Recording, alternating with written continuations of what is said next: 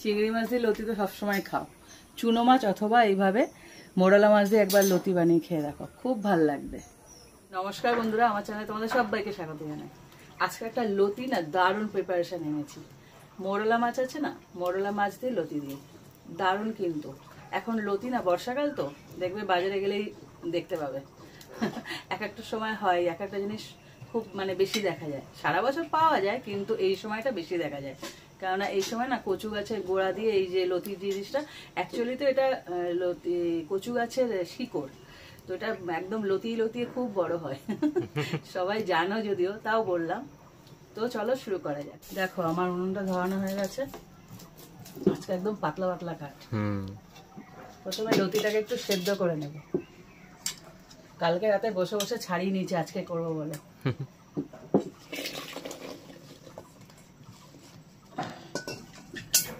একটু লবণ দেব, বেশি না, একদম অল্প।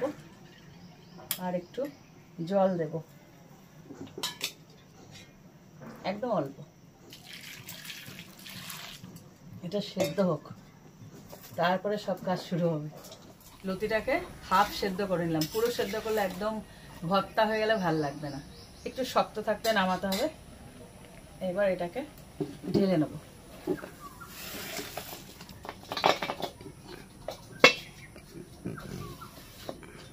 এবার এই কড়াইতেই কি পড়েছে, এবার দিয়ে দিচ্ছি তেল। তেলটা গরম হোক। তেলটা এদিকে গরম হচ্ছে, আর এখানে মোরলা মাছগুলোকে ভালো করে কেটে পরিষ্কার করে ধুয়ে নিয়েছি। একটুখানি লবণ হলুদ দিয়ে নেব, একটু ভেজে নেব হালকা করে। এই মাছ সাধারণত ভাজার দরকার হয় না, কিন্তু না আমার মন মানে না। একটু হালকা করে লবণ হলুদ মাখিয়ে নিলাম। বেশি কড়া করে ভাজবো না, হালকা একটুখানি ভেজে তুলে নেব, খেতে ভালো লাগবে। সবই তো কাঁচা দিয়ে করি, এর আগেও করেছি।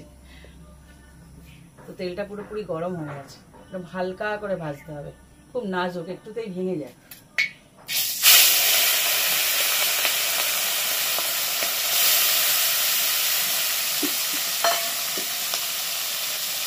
খুন্তি দিয়ে খুব হালকা করে উল্টাতে হবে।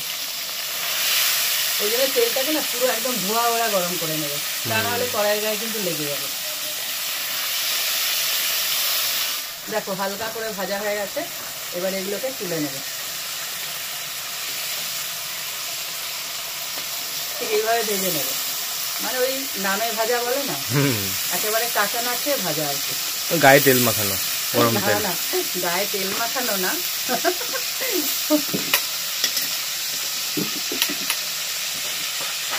এইবার ওই তেলের মধ্যে আর একটু তেল দেবো। ওই তেলের মধ্যে দিয়ে দেবো পাঁচফোড়ন। পাঁচফোড়নটা একটু ভাজা ভাজা হোক, মানে ফোড়ন না খুব ভালো করে ভাজতে হয়। কেননা এই যে কোনো রেসিপি না, ফোড়নটা যত সুন্দর ভাজবে, গন্ধ হবে, তত সুন্দর টেস্ট হবে। সব জানে। ভালো করে ভেজে নিয়েছি। এবার এই তেলের মধ্যে দিয়ে দিচ্ছি একটা বড় সাইজের পেঁয়াজ, এরকম কুচি করে নিয়েছি।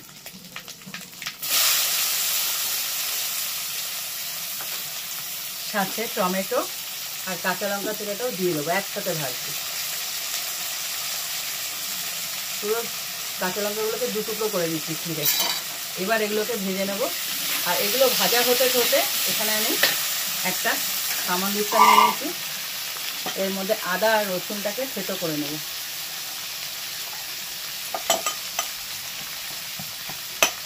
থেতো করে দিলে না ওর একটা আলাদা স্বাদ হয়, বেটে দিলে আর এক রকম স্বাদ হয়, কুচিয়ে দিলে আর এক রকম স্বাদ হয়। পেঁয়াজটাও দেখো কতটা ভাজা হয়ে গেছে। এবার আদা আর রসুন যেটা থেতো করলাম ওটা দিয়ে দেবো। এটাকেও ভাজতে হবে। রসুন যখনই দেবে তখনই একটু ভেজে নেবে। রসুন না ভাজলে না ওর রসুনের একটা কাঁচা যে গন্ধটা থাকে না, ওটা ভালো লাগে না, কিন্তু কষানোর পর ভালো লাগে। তো এটাকে ভালো করে একটু ভেজে নিই। পেঁয়াজ রসুন আদা টমেটো সব ভালো করে ভাজা হয়ে গেছে। এইবার এর মধ্যে সব মশলাগুলো দিয়ে দেবো। প্রথমে দিয়ে দিচ্ছি লবণ। এটা না একটু হালকা হালকা ঝোল রাখবো, মানে খুব যে একদম মাখা মাখা হবে তা না, কিন্তু একদম খুব যে ঝোল তাও হবে না, সেই আন্দাজে লবণটা দিতে হবে। তো কষানোর আগে না একটু জল দেব, তাহলে না মশলাটা পুড়ে যায় না। এরপরে যাব হলুদ গুঁড়ো। আর যেহেতু মাছ করছে, নিরামিষ নয় লতিটা, তাই জন্য একটু ঝাল ঝাল করবো, মানে খুব বেশি ঝাল না, একটু ঝাল।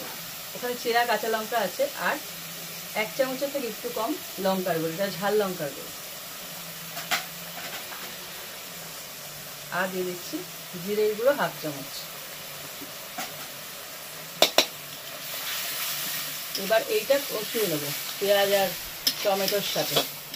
মাছটা তো যেহেতু নরম, হালকা করে ভেজে তুলেছি, ওটা গোটা রাখতে চেষ্টা করবে, যদিও থাকবে না, দুমড়ে মুচড়ে যাবে। হ্যাঁ, দুমড়ে মুচড়ে যাবে। এই রেসিপিতে আমি আজকে শুধু লতি করছি, তোমরা আরো একটা সবজি অ্যাড করতে পারো, একটা না দুটো, সেটা হলো ভেন্ডি আর এক হলো ঝিঙে, দুটোই নরম সবজি, ভালো লাগবে খেতে।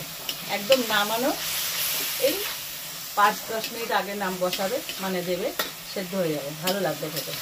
কষানোর সময় না, একদম শেষে। আমার কাছে নেই, না হলে ভেন্ডিটাও দিতাম আজকে। তো এটাকে ভালো করে কষিয়ে নিই। দেখো তেল ছেড়ে দিয়েছে কষাতে কষাতে, ঠিক এরকমভাবে কষাতে হবে যতক্ষণ না তেলটা বেরোচ্ছে। এবার দিয়ে দেবো সেদ্ধ করা লতিটা। 500 গ্রাম লতি, কেউ বলবে মজে কয়টুখানি হয়ে গেছে। একটু বেশি করে নেবে, তোমাদের জনসংখ্যা যতই কম থাক, কেননা কমে কিন্তু একদম ছোট হয়ে যায়। তো এটাকে ভালো করে এবারে লতির সঙ্গে কষাতে হবে। এখানে যেহেতু মাছের ফ্লেভারটা আছে, না হলে এটা পুরো মাছ ছাড়া লতি হয়ে যেত। লতিটাকে একটু ভালো করে তাহলে এবারে কষিয়ে নিই। লতি দিয়ে ভালো মতন কষিয়ে নিয়েছি, একদম মাখামাখি হয়ে গেছে। এইবার ফ্লেভারের জন্য দিয়ে দেবো গরম মশলা।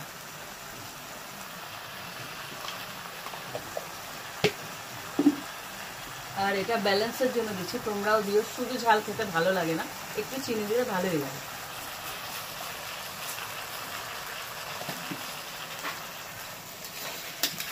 এবার দিয়ে দেবো জল, একটু গা মাখা ঝোল ঝোল থাকে মতন নামাতে হবে, সে আন্দাজে জলটা দেবো।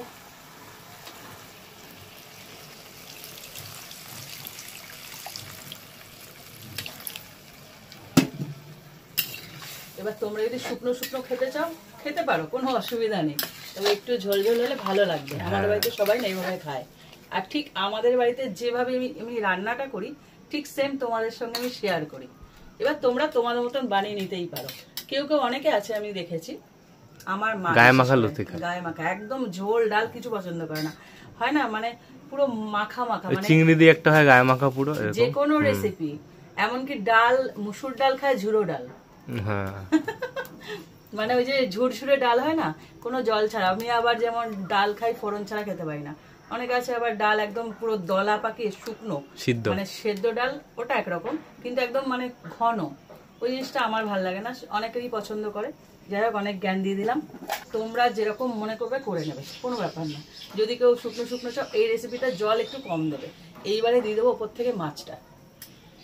মাছ দিয়ে একদম নাড়াচাড়া করার দরকার নেই, যেহেতু খুব নরম মাছ। এই যে উপর থেকে দিয়ে দিলাম, এবার ওর মতো হতে থাকবে।